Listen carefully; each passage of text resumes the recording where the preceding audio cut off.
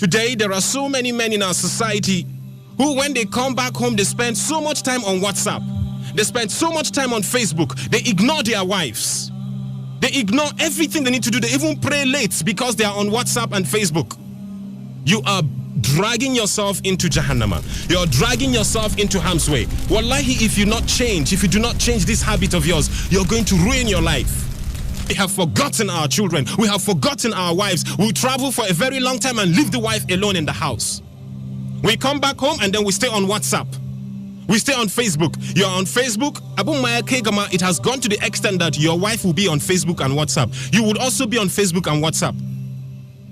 That is how it has turned to today. Abunda yake yake na miji na kan WhatsApp, mata tana kan WhatsApp. Sai ka ji gidan shuru. Ba za ka ji wani magana da za a ce bismillah ba ko kuma ka ji wata sai ayi awa ɗaya ma ba za ka ji ambaci wani suna ko wani abu na Allah.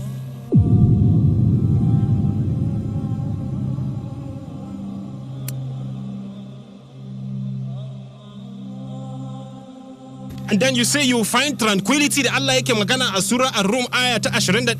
You think zaka samu wannan rahma in na aure? You think you're going to get that tranquility? Ni ban san yadda zan yi bayanin abin nan ba. Ya Allah ka ba mu ilimin tafsir. Subhanallah. Dole in faɗa muku gaskiya na san wannan abin yana ɓata wasu rai, amma dole in faɗa ma because I'm speaking from the Quran of Allah subhanahu wa ta'ala.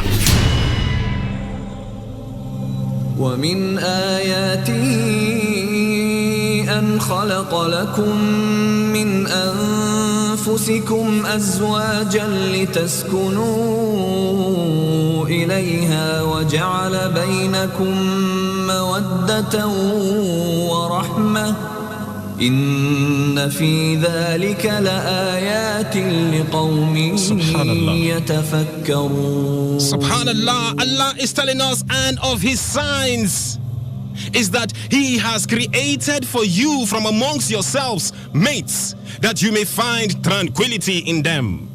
And he placed between you affection and mercy. Indeed, in that are signs for a people who give thought. Unquote, Surah Ar-Rum, Ayah 21. La hawla wala quwwata illa billah. Malam banda Allah wa zai wannan magana malam, ka ji magana yadda magana ke sokowa. Subhanallah. Allah na mana magana cewa wannan auren da ake yi, wannan zamantakewa da ake mata da miji, yayi ne don ya creating me tranquility, zaman lafiya, soyayya da son juna da fahimtar juna. Subhanallah. Da kuma mercy, da kuma rahma. Subhanallah. Inna lillahi wa inna ilaihi raji'un. Inna lillahi wa inna ilaihi raji'un. Inna lillahi wa inna ilaihi raji'un. Inna lillahi wa inna ilaihi raji'un.